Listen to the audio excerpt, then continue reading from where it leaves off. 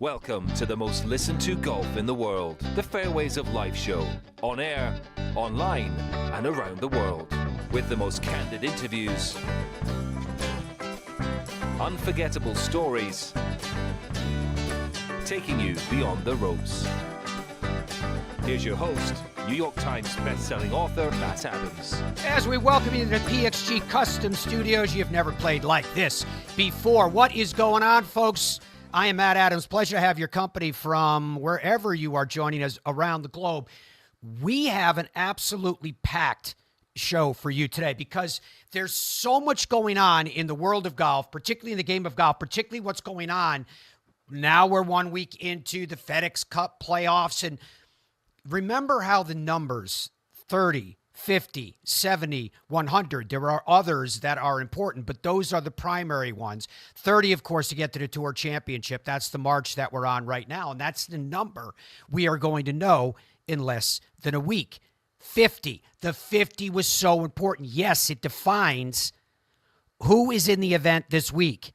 That 50 also speaks to those that will have the signature event status guaranteed for next year. You're looking at the list right now. Scotty Scheffler, number 1. Rory McIlroy's 2. J.J. Spaun. Justin Rose is up to 4th after his win on Sunday. Sepp Straka, going to hear from Justin in a second. Russell Henley, Ben Griffin, Tommy Fleetwood, Justin Thomas, Harris English. That's your top 10. So the next number, the 70. That 70 was important because that's what's got the players into the playoffs, and those 70 players, of course, had a chance to march on and get the benefits that we were just discussing. And then there was the number that was so important. The number to keep your card went down to 100. That relates to where we're going later on in the program, because we're going to be joined by a player that worked extremely hard and secured one of those coveted positions outside the 70, inside the 100. This is what I mean in terms of why these numbers are so very, very important. Now, the numbers behind Justin Rose and that victory, those are interesting too. 45 years old, 45 and 11 days at the time that he had that win on Sunday. What Justin Rose has done, I think, is so impressive, because Justin Rose, I want to bump through these to make sure that we all have the same basis point. 2013 U.S. Open winner at Marion, as you recall. First modern Olympics gold medal winner. That was in 2016. 2018 FedEx Cup champion. A 12-time winner on the PGA Tour, 11 times a winner on the what was then called the European Tour, now called the DP World Tour, of course. A runner-up at the Masters 3 times, a runner-up at the Open 2 additional times. He's now, at 45 years old and change, number 9 in the official world golf ranking. He has the most wins on tour by an Englishman since 1940. Sir Nick Faldo is number 2 on that list with 9. And, oh, by the way, Justin Rose has secured his position on the European Ryder Cup team. And tell me if you weren't like me as we were watching those final throws of the FedEx St Jude Championship on Sunday, feeling like, didn't this have kind of, once you go to a playoff like that, it's kind of mano-a-mano, and you got this feeling like, is this just like an appetizer for the Ryder Cup? I heard Carl Paulson say on his show Inside the Ropes yesterday, I heard him say, geez, I wouldn't want to face Justin Rose in singles in the Ryder Cup. And I'm like, yeah.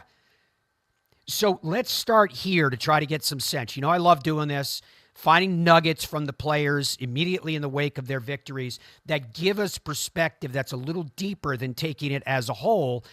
Here's a little piece of Justin Rose reacting to what it was like to get his 12th victory on the PGA Tour. Oh, wow. I tell you what, it feels amazing to get it done. I mean, today was obviously a great opportunity starting the day. There were a lot of, I guess for me, storylines involved, you know, playing with Tommy, you know, one of my best friends out here on tour, clearly, you know, Scotty right there, a whole chasing pack. But, you know, starting the day one back, clearly, you know, that's an awesome opportunity to have a chance of winning a tournament. But kind of wasn't going my way. Front nine was slow for both me and Tommy, so like I feel like there were loads of guys, there were 4 of us in the mix heading into the back nine, and I stalled a little bit, but then you know, the last 5 holes, I played some of my best golf, and I kind of felt like I pulled it together when I really had to. And then even in the playoff, I continued to hit great shots. And that just makes it, I guess, so much fun as a competitor to really, really, really, when you have to hit the shots to find them. And, I'll take a lot of pride in that today. So Justin Rose makes birdie on 14, 15, 16, 17, just misses it to win in regulation on 18, goes into the playoff against J.J. Spaun, and after 3 holes, wins that playoff as well. So he was asked, how did he dial it in so well? He was 3 shots back coming into 14. What did he do to change the tide? Yeah, it's a strange balance of patience, and obviously because if you try too hard in anything in life, like, it just doesn't seem to happen. So you still got to let it come to you, but just being committed. But I think being brave, trying to be brave, I think is what especially on the 14th hole, I hit a hold 6 iron into that back right pin. That was a pretty, clutch shot, I suppose, to sort of take that one on and to pull it off. And that sort of then gave me a little bit of momentum I needed at that time in my round. It was also the first putt that I saw disappear. I kind of try to tell myself out there today that, the theory of large numbers, and I've kind of used this in the past, but, if the putts are drying up, but if you keep your routine the same, if you keep doing everything the same, over time, you're going to have your fair share go in. So I was just kind of waiting. I was playing a waiting game before the hole opened up, and I was able to kind of see some putts fall. So fortunately, they began to fall at the right time. So we spoke about what it was like to win at 45 years old. We spoke about what he did to kind of turn things around in the finish there and end up as the champion. But what about the significance of winning the first playoff event?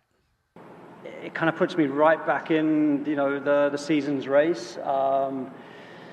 I haven't even looked at where that projects me and all these types of things, but back up in the, in the realms of where I sat for a long time. I haven't been back to East Lake since 2019, and that's been bugging me, and that's obviously been a huge goal. So obviously that's taken care of, and I've definitely played some good golf this year when it's mattered. Like I feel like my good has been good. My consistency hasn't been there, but I've been telling people that I feel like when I play my best golf, I'm able to compete with the best players in the world, and obviously today proving that I can win against the best players in the world. So it's a gratifying day for me just to know that the hard work I have been putting in is not in vain. And I haven't really felt so focused, I suppose, coming in today that I haven't really had a chance to actually enjoy this yet. It's been I've got to see some loved ones, you know what I mean? Because obviously they're the people that sacrifice everything with me, and as soon as I see my son tonight and my family and even my team, my wider team, that's when it's going to really feel good for me.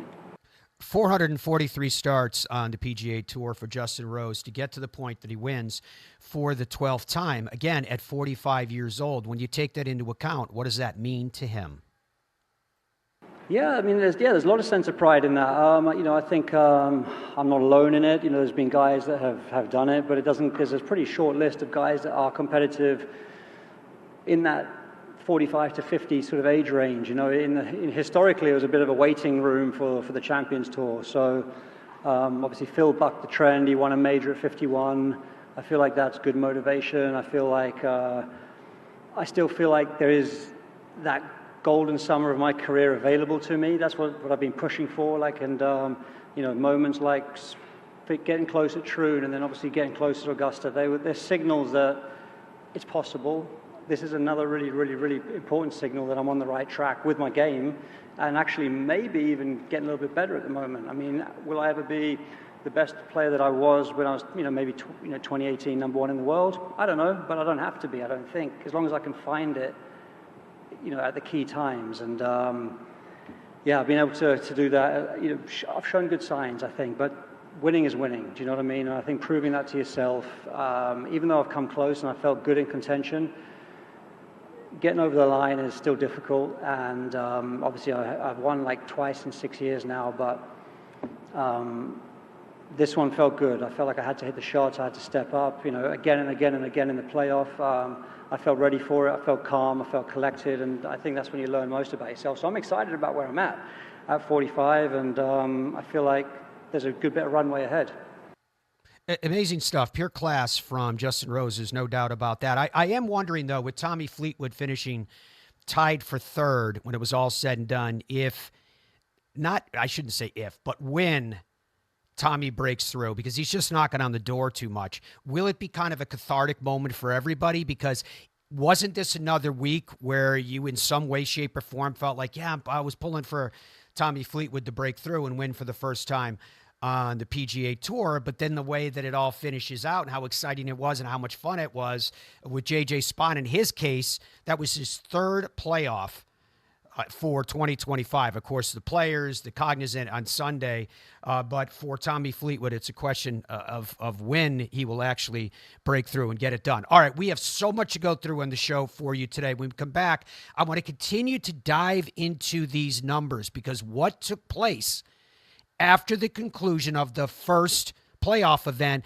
was significant for so many reasons. We're going to get into that as we march forward. As I mentioned, we're still going to be joined by a player that was inside one of those critical numbers, not quite enough to get into the signature events of 2026. We're going to break all of that down as well. I want you guys to know your numbers and play your very, very best. You can do it with Ben Hogan Golf Equipment. Log on to benhogangolf.com. Check out their new PTX line of metalwoods, driver, fairway metals, hybrids. They are awesome, as well as their full array of irons. I know how proud you'd be to be playing clubs that have Ben Hogan's name etched right in the metal. In a world-class field, when the wind howls and every shot demands everything, it takes skill, creativity, mental toughness, an unwavering trust in your equipment. In Scotland's fiercest conditions, Gotterup trusted his Tour BX with mindset. Because every shot counts, he chose Bridgestone. Congratulations, Chris Gotterup. Bridgestone Golf, the #1 ball fitter in golf.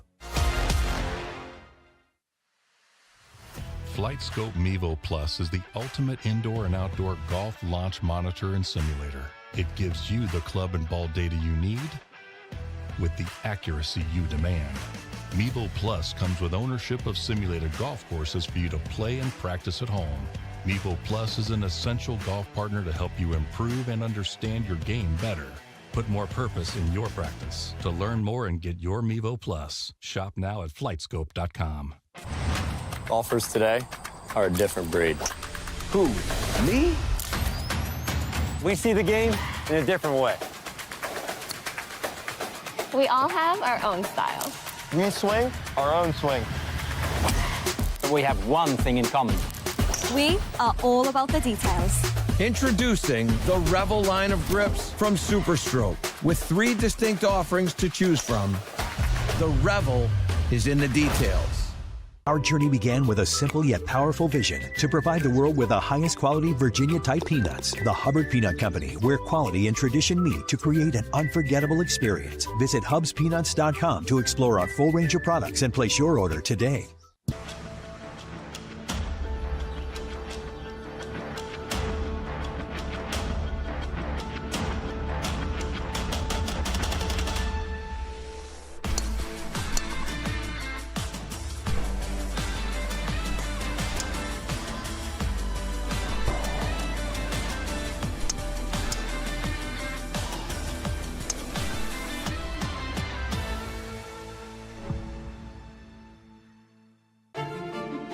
Middle market businesses are facing unprecedented shifts, which demand tailored solutions and decisive action.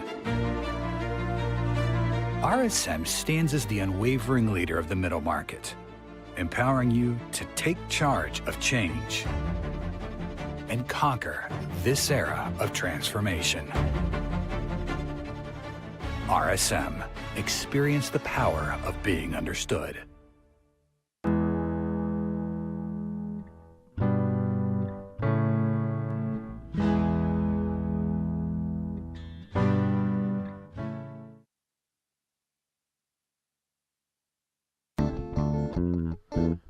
All right, so the top 50 defines who will be playing this week. It also defines significantly who those players are that have earned signature status for 2026. You heard me read through the top 10 when we came on the air today. Andrew Novak's got all the way up to 11th. Cameron Young at 12th, recently off a win. Ludwig quietly at 13th. There you see Colin Morikawa at 17th. Patrick Cantlay at 19th. And you can kind of cruise through there, and you might see some Chris Gotterup, Jacob Bridgman, a couple names I'm going to mention to you in a second. 31st, Sam Stevens. Ryan Gerard's 32nd. Some pretty compelling names on this list. You see Ricky Fowler at 48th. And that is of interest to me because Ricky Fowler got 6 of 8 sponsors exemptions, 6 of those 8 signature events from this past year, and just nudged his way in. I saw a great article from the Fried Egg, questioning the equity of sponsors exemptions into these high-level events. And is there equity with that where you get a sponsors exemption and you eke your way in? You wouldn't have gotten there if you hadn't been playing in these events under a sponsors exemption. I get it. I know why they do it. They want the personalities for the television audience, for the sponsors, et cetera, et cetera. But the questions still have to be asked of how fair that is. Jordan Spieth did the same thing. He's going to have to do it again because he's outside the number. 5 players moved inside the top 50 last week. Kurt Kitayama went from 52nd to 37th. Bud Cauley went from 53rd to 46th. Ricky, as I just mentioned, started at 64th to finish on 48th.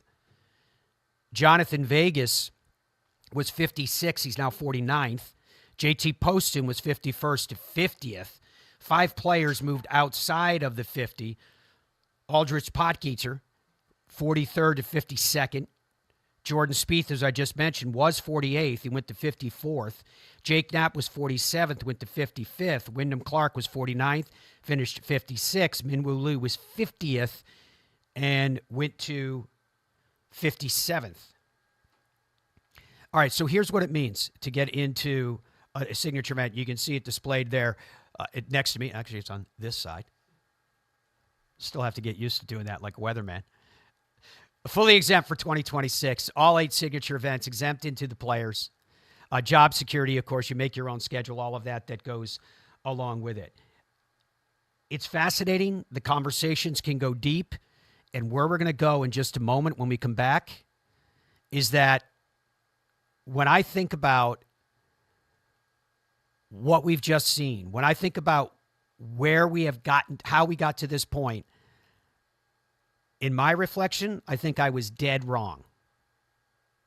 Maybe you were too. We'll talk about that right after this. Stay with us on the Fairways of Life show.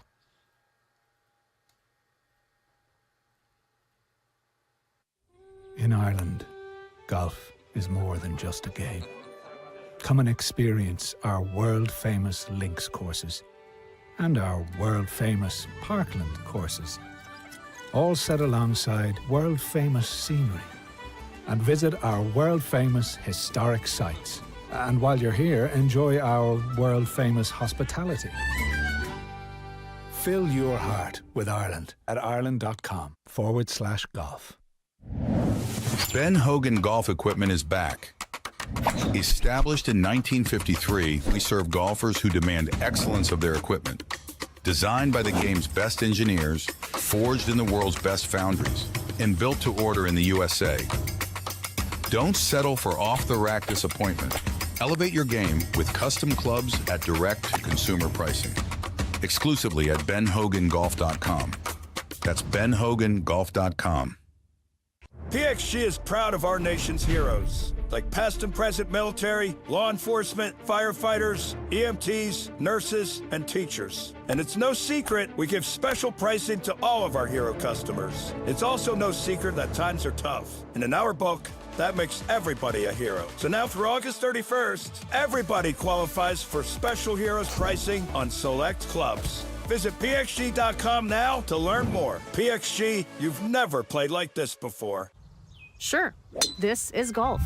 But so is this. And this. And this is definitely golf. And so is this. Hey, that's not golf. Oh, wait, yeah, it is. And no matter what your golf is, you're gonna need a store. No, a superstore. A place to get fit for a new club and walk out with it the same day. A place to find the perfect fit. A place to do whatever this is. Because this is golf. And this is Golf's Superstore. What would your ultimate golf experience be like? Just you and a friend? Or would you round up some buddies for a foursome? Just one day? Or an entire week? there's a good chance your ultimate golf experience could be Michigan's magnificent 10. 10 incredible courses set among 3 remarkable resorts. See for yourself. Book your ultimate golf experience today. Hey, I'm golf broadcaster Matt Adams. You know, Hub's Peanuts has been cooking up the top 1% of peanuts for over 70 years. And these aren't your average nut. These are super extra large Virginia peanuts cooked in the USA. Family-owned Hub's Peanuts have more protein than any other nuts. So whether it's a boost on the course or a special gift, the variety of flavors guarantees Hub's Peanuts is just what you need. Family-owned, nutritious, delicious, and sustainable. Hub's Peanuts, it's just right. HubsPeanuts.com. When you choose Newton shafts, you're choosing more than a product. You're choosing innovation, pride, and excellence right here in America. We pay attention to the minutest of details, and you can feel that in the performance of our shafts.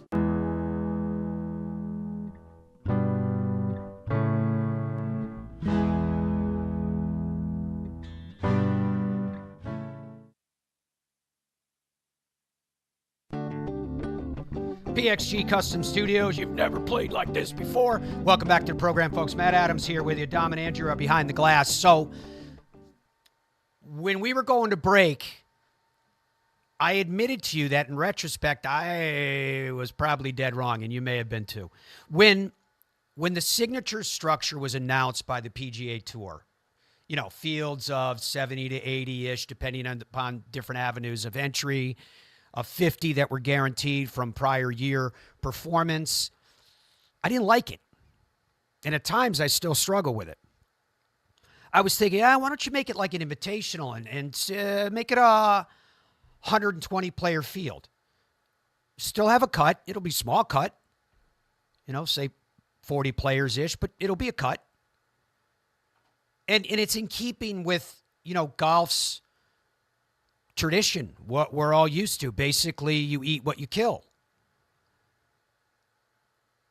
But if you look at the way that the players have churned through the top 50, because my whole sense was that this is a rich get richer scenario, that the way the structure is built, and I was just talking about it, for example, the way that it benefited, say, Ricky Fowler this year. Full credit to Ricky, played very well this past week. He's a great guy. I understand why people want him in the field, but there is a question of balance and equity in terms of how players get into these elite positions.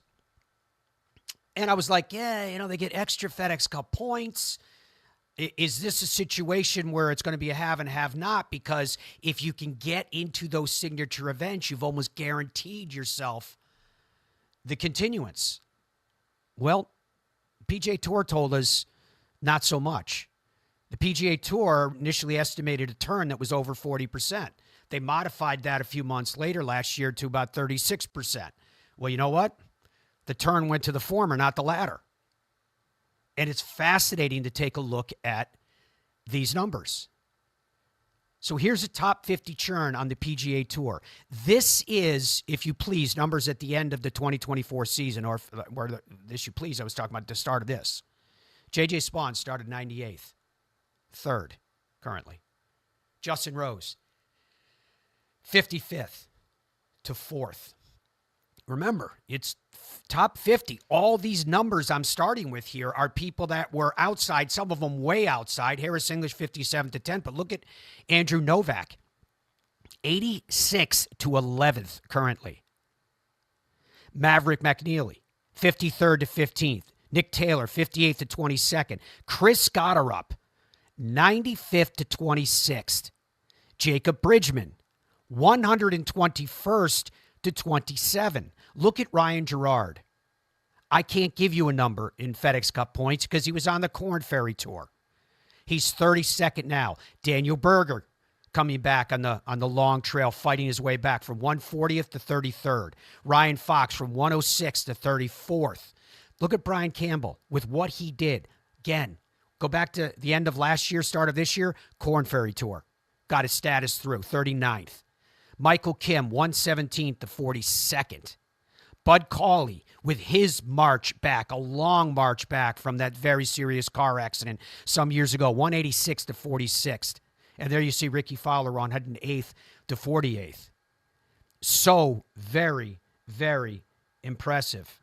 Now, time now for our Flight Scope Did You Know? Because if you don't know your numbers, you don't know where you're going. You can know your numbers with their new i4 rangefinder. It is absolutely remarkable because it takes in all considerations, including humidity, wind, and more, slope, you name it. All right, top 50 churn on the PGA Tour. This is what I'm saying to you. This is where I'm looking at this now and going, yeah, I think I was too harsh in my judgment. Were you? 21. There's only 50. 21 new players jumped into the top 50. That's a 42% churn. 13 of those 21 guys came from outside of last year's top 85. If you thought I was going to say top 50, I didn't. 13 of 21 came from outside of last year's top 85. 7 of those 21 guys are under the age of 30. I think that's significant. PGA Tour expectations were 40%. That was in March of 23. Then they amended it in June of 24 to 36%. 6 of the current top 15 came from outside of last year's top 50. 2 players jumped from the Korn Ferry Tour that I mentioned to you, and 6 players jumped from outside the top 100. So significant. All right, and I want to focus on these either the new faces or young guns, if you will. First of all, those guys that are under 30. Jacob Bridgman is only 25 years old. Chris Gotterup at 26. Ryan Gerard at 26. Harry Hall at 28. Sam Stevens at 29. Maverick McNeely at 29. Ben Griffin at 29. The vast majority of those players of that particular list we put together from the United States, but Harry Hall from Great Britain. It's just interesting because we're on the verge of a Ryder Cup and you're looking at names that are likely to inherit, if not be a part of that which still lies before us. That remains to be seen.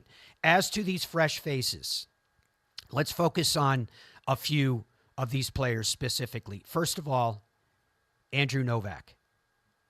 In 2024, his FedEx Cup ranking again was 86. Currently, he's 11th. He's 30 years old. Give you a couple of his strokes gained stats that are very, very good. Strokes gained total, he's 29th. Strokes gained putting, he's 36. Now, bear in mind, this is Andrew Novak, who had that exact same rib injury as did Xander Schauffele. His hit him just before the U.S. Open and carried on for the last 2 weeks. I have a feeling that he's on the other side of it now with the way he's currently playing once again. 2025 season. Andrew Novak had 10 top 25s. 10 top 25s. 5 of those were top 10s. Runner-up at the RBC, he won at the Zurich along with Ben Griffin. So Andrew Novak was on the Fairways of Life show with us just a few weeks ago. It was at the Travelers Championship. In fact, that was where he told me about the injury and trying to fight his way through it. Told me it hurt him the most when he was in really heavy rough, right? And that's what he faced at the U.S. Open. We knew that. But we were talking to him. If I had to kind of put this cut into context, it was mostly about the ascent. It was mostly about, playing well in 24 and the validation and the confidence that comes along with this, the familiarity, if you will, of the nerves and otherwise that come from having yourself in position. Here's Andrew from a few weeks back.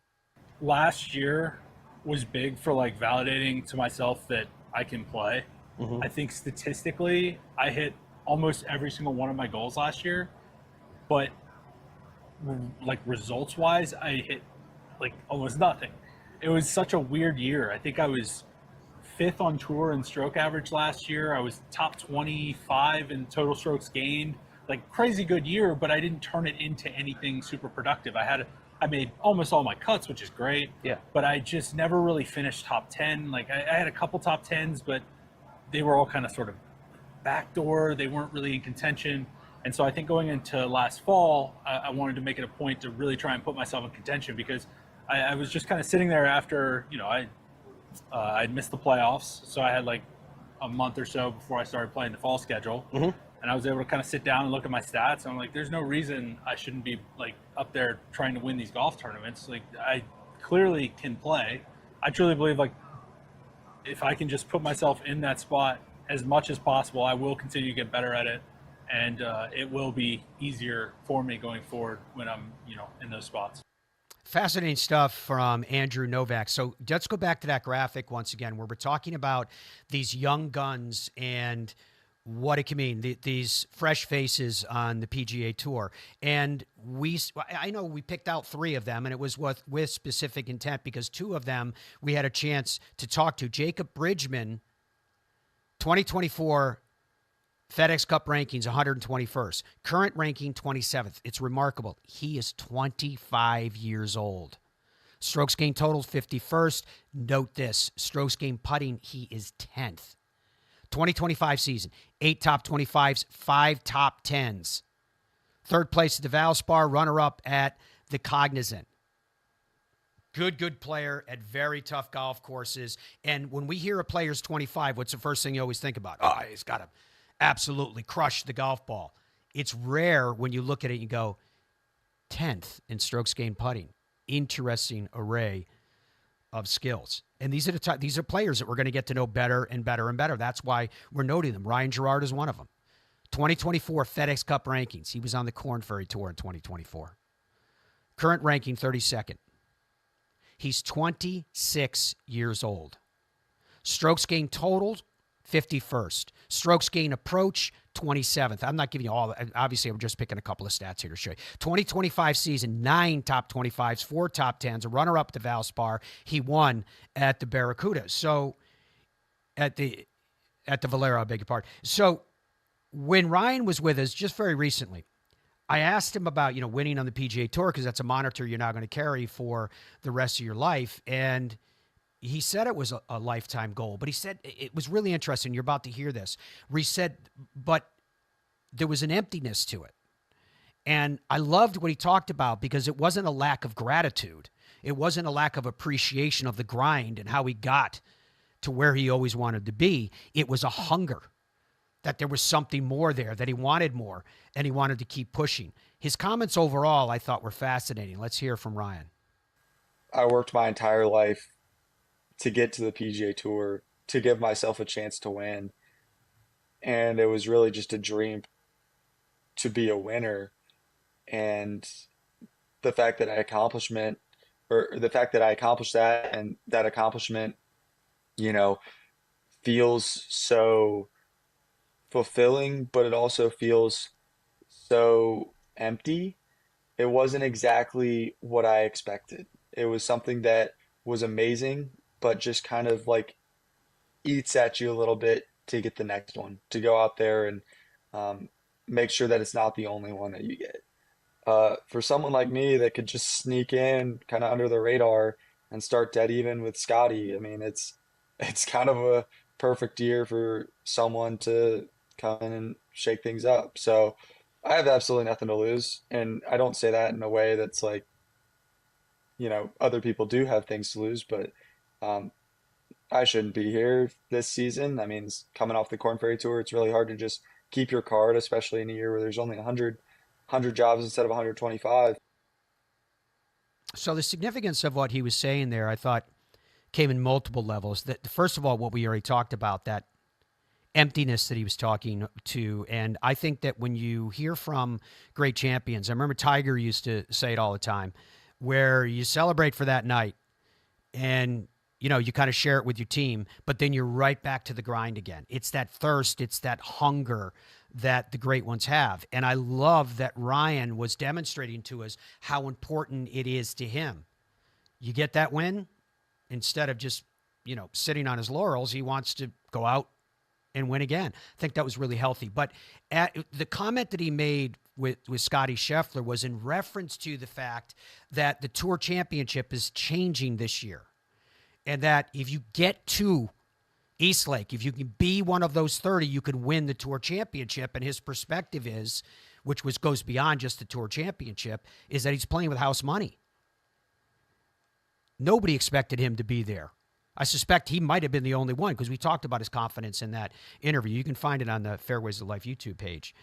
And I just think he's, again, one of these fresh faces that we're already getting to know, but we're going to get to know even better with the way all of this is structured. Because if you look at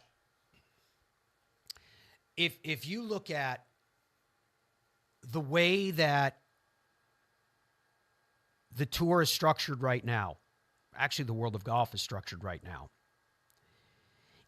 the ratings for golf are up across the board, right? And those ratings for golf are the way that I think all of you vote, right? Because all these things that we hear happening around the game, all these things that churn about the game of golf, none of it would happen without all of you. I call you guys the 99.99%. We focus so much on what the top tier does. We constantly talk about, will the different leagues come together and live in the PGA Tour, et cetera, when the reality is the game of golf is not struggling. The game of golf is booming because of all of you. So that takes me back to what we were just talking about. And what we were talking about was this idea of, how do we know that the people like what's happening? Ratings are how you vote. And the ratings are very, very good in 2025, which brings me back to that conversation that I started this segment with. Was I wrong? My assessment of, well, there's the way that golf is traditionally done, that this signature event 50 where they're getting higher FedEx Cup points seems structured to me like an old boys network where the rich get richer, and all of a sudden that's not the way it turned out. We had a 42% turnover. Did you expect that? Absolutely remarkable. We're being introduced to these great young players that we can see their ascent right before our eyes. In many cases, in fairness, I should mention, the strength of fields of the non-signature events went up because of the way that the numbers started to become even more concise in 2025 heading into 2026, namely the top 100. But it wasn't only that. It was the top 72. It was also those that are in the top 50 and otherwise. So all of this made a difference. All of this means something. And I thought you guys would find it absolutely fascinating. More of the Fairways of Life show, folks, coming up right after this. I got ball fit in 2000, went on a little run.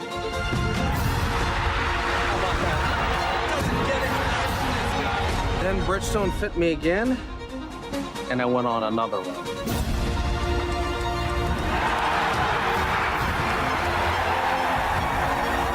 I just got fit again for the new Tour BX.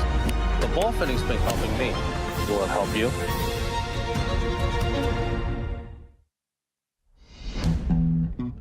What does it take to be an original? Cam knows something about that. So does Chi-Chi, Charlie, and you get it. In 1955, we stepped onto the scene. Now a new generation of pros are wearing the most iconic styles in the game.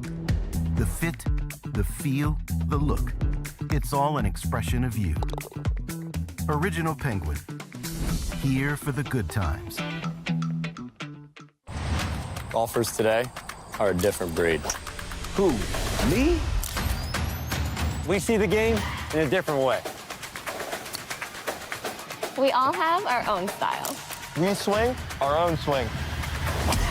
But we have one thing in common. We are all about the details. Introducing the Revel line of grips from Superstroke. With 3 distinct offerings to choose from, the Revel is in the details. PXG is proud of our nation's heroes, like past and present military, law enforcement, firefighters, EMTs, nurses, and teachers. And it's no secret we give special pricing to all of our hero customers. It's also no secret that times are tough. And in our book, that makes everybody a hero. So now through August 31st, everybody qualifies for special heroes pricing on select clubs. Visit PXG.com now to learn more. PXG, you've never played like this before. FlightScope Mevo Plus is the ultimate indoor and outdoor golf launch monitor and simulator. It gives you the club and ball data you need with the accuracy you demand. Mevo Plus comes with ownership of simulated golf courses for you to play and practice at home. Mevo Plus is an essential golf partner to help you improve and understand your game better. Put more purpose in your practice. To learn more and get your Mevo Plus, shop now at flightscope.com. When you choose Newton shafts, you're choosing more than a product. You're choosing innovation, pride, and excellence right here in America. We pay attention to the minutest of details, and you can feel that in the performance of our shafts.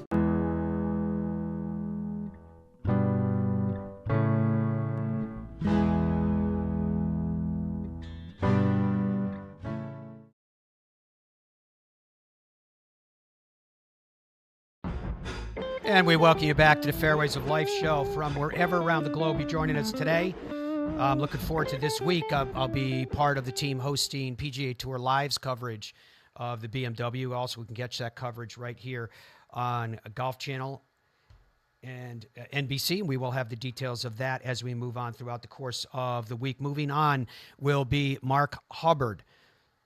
Mark's an old friend of the Fairways of Life show. 4 professional wins to his credit. One of those coming on the Korn Ferry Tour. 255 starts now on the PGA Tour.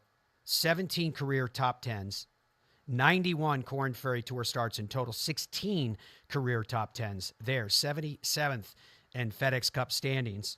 So he is secure for 2026. Currently 92nd in the official World Golf rankings. And just to give credit where credit is due, putting from 3 feet, he's number 1 on the PGA Tour. That's 759 for 759. He's joining us right now. I see the look of shock on your face there, Mark. How are you? I'm great. How are you, man? It's good to see you. Doing very, very well. I guess 3 feet for you is not quite the distance yet that tries a man's soul, but it's not too much beyond that before it starts to get a little nervy after a while, doesn't it? Yeah, I've done a lot of work on my putting, and I'm pretty automatic from there, and I'm a great lag putter too, so I tend to leave myself, a lot of 1 to 3 footers instead of 4 or 5 footers, so that helps. We're still working on that mid range, but it's getting better. Yeah, and when last time you were with us talking about working on stuff, I remember you telling me, Mark, that you were working on getting your swing less, as you phrased it, arms and more body, core, big muscles. How did that work out for you, and how much is that reflected in these positive numbers? So I've worked on both putting and swing. The swing stuff with a lot more body with my new coach over the last couple of years. It's been great. I'm hitting it well, but I'm a lot longer now. I'm a lot faster. When we first started the show, I was probably, cruising at 112, 113 miles per hour. And, I'm now more at like 16, 17. And it's made a big difference. I know the old saying is drive a show and putt for dough, but that's just not necessarily true out here anymore. So, it's nice that I've gotten a little longer in my old age. Did you have to? I'm curious. The question I'm asking, to give you the context of the question, is about the ascension of players. Because in today's show, we were talking a lot about watching players ascend. Jacob Bridgman, young guy. Andrew Novak, who all of these guys were way outside of any thought of being in the top 50 last year. And right before our eyes, we're seeing them grind away and fight their way inside the numbers. We watched the same from you over the course of your career, which obviously we're excited about and very proud of you in doing. But my question is, where along the line, Mark, did you have to change your own self-image? Did you say to yourself, I deserve to be here, I can do this, I can compete against anyone? Yeah, I don't know if I've necessarily had that, same rise that they have. If anything, that's been a little bit of the problem, and a great reflection of how this year went for me. I feel like I'm one of the more consistent, just steady guys on tour throughout my entire career, really. And unfortunately, that's not always what you want on the PGA Tour. It's really nice, and don't get me wrong, I've had a great career, but this year I played really solid the whole year, probably better overall than I did the last 2 years, and yet I finished 13 or 14 spots worse at the end of the season and missed Memphis. So, a lot of times you are better off kind of having those really big great A+ weeks, and then it doesn't really matter a whole ton after that. Whereas this year, I kind of just had my like B+, A- game the whole year, and had, a lot of like 30, 20, those sort of finishes. And you really need those top finishes. You really need those wins. And, I haven't won out here yet. I know I can. So when you ask about like, knowing you belong out here, I would say definitely when I had to go back down to the Corn Ferry Tour, and in 19 especially, it was just kind of like, wow, yeah, I'm better than this. I don't belong on this tour. And I was lucky enough to win there and get my card back, and I've been here since. So there has been that moment where, I started to believe in myself more, and knew I was meant to be out here. But yeah, I mean, I'm still searching for that kind of rise that a JJ had this year. When you were very close to making the first playoff event last week, kind of on the edge, you were honest about admitting, saying, obviously I hope I get in, but if I don't make it, I'm exhausted, and it'd be nice to get home and see the family and that. Where are you now that you've had a few days to rest, a little bit of time with your wife and with the girls, in reflection in terms of energy management, et cetera? Do you know what I mean? Yeah, if I'm honest, I haven't gotten a ton of rest. We got invited by one of my sponsors actually to go to Outside Lands in San Francisco over the weekend. So we just got back home last night. And yeah, I got, what I'd say is I've gotten about 8 days of rest for my soul. So I'm feeling very rejuvenated, doing the things I love, and being with my family. But yeah, that 6:15 Pacific Coast wake up time this morning came pretty fast. Oh yeah, thank you for the Fairways of Life show. We definitely appreciate you making the effort to do the same. What is it like when you're around the family, when you're around your two girls? The fact that they don't care if you finish 77th or 27th or 107th, you're just dad, and you're on the road a lot, and now you're home. Yeah, it's awesome, man, and it helps because it starts to make you care a little less about it, which I think is a good thing. Obviously, you want to care when you're working your butt off and practicing and stuff like that, but after the round, like, it doesn't matter, and whether or not that's going to translate into me winning a bunch of tournaments or not, I know it's making me a happier, better person, and that's all I care about. That happier, better person, and I mentioned it just a moment ago too, Mark, this energy management. How are you doing with that week in and week out? Because you yourself have told me over the years that golf as a singular pursuit can be a lonely game, and I suppose that even gets more underscored when your family's sitting at home missing daddy. What is that like for you in terms of managing that whole mental health side of that, which you guys do week in and week out? Yeah, I feel like it's been pretty good. I mean, right now they're still young, so they're traveling a ton with me. So that helps. It's going to be tough when they go to school. We also moved this year in February to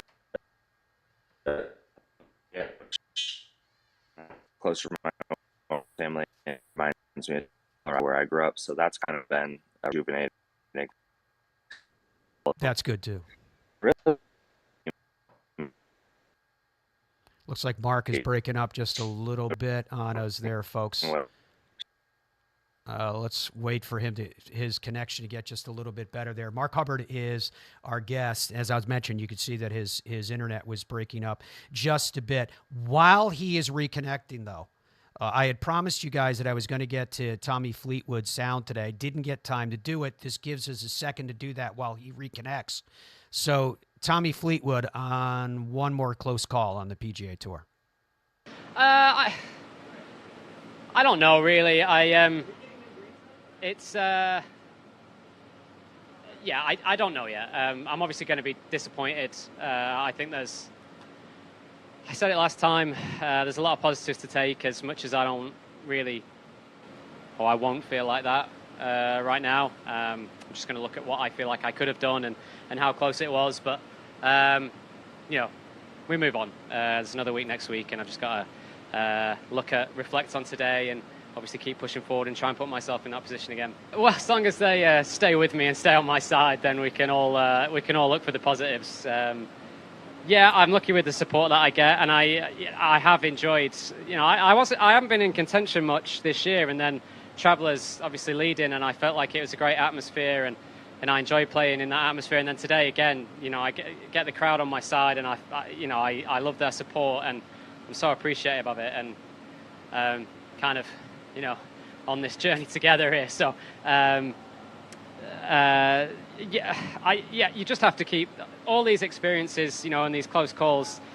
Like I say, there's no point in making them or allowing them to have a negative effect on what happens next. I mean, what would be the point? It was a great week. I did a ton of good stuff, and as disappointed as I am, I have to find the strength to make it all a positive experience, and hopefully next time go again, put myself in that position again, and we just go again. It is easy to be a fan of Tommy Fleetwood. There's no doubt about that. All right, Mark has reconnected with us. Mark Hubbard is our guest. I presume from the new house, Mark, but your line, your connection went down right as you were telling us about where you moved to and what happened. Yeah, sorry about that for the cliffhanger. Yeah, we moved to like the Reno Tahoe area, and it's been great. It's close to my wife's family and reminds me of Colorado, so that's kind of been rejuvenating for our souls as well. And my team's been awesome this year, so they've helped me. So as much as the last I had to do 6 in a row to end the season, and I really was exhausted at Wyndham.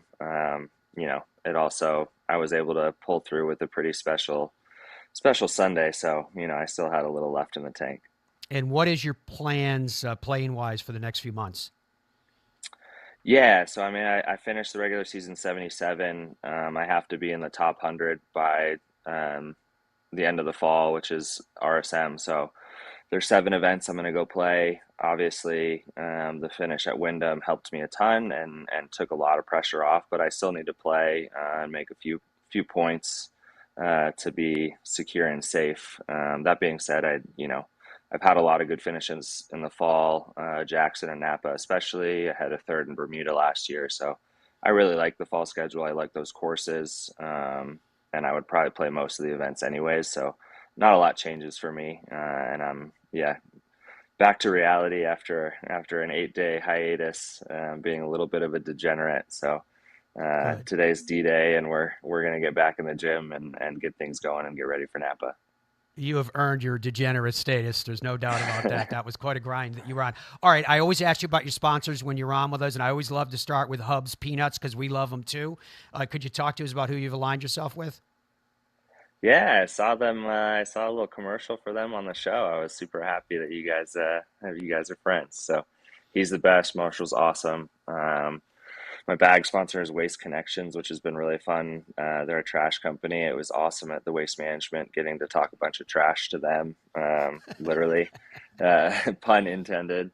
So they've been great. I was just at Outside Lands with the Knockaround guys, who are the best sunglass and best guys in the biz, really. So they've been a fun sponsor. They're trying to get me to wear them on the course. I can't yet, but I try and wear them any chance I get. I was thinking last night I need to do it in my interviews, so I should probably be wearing them right now. But they're the best, man. And MGM's still there with me. Centera Financial's been there. He's a Houston guy. He's great. I'm going on a little golf trip with him soon. And awesome. Yeah, it's been awesome. I have the best sponsors, man. They've all been so good to me, and credit to Debo and my agents for getting me the right guys. It's not all about the money. It's about the hang and the people you surround yourself with. So they're all part of my team, and I love them.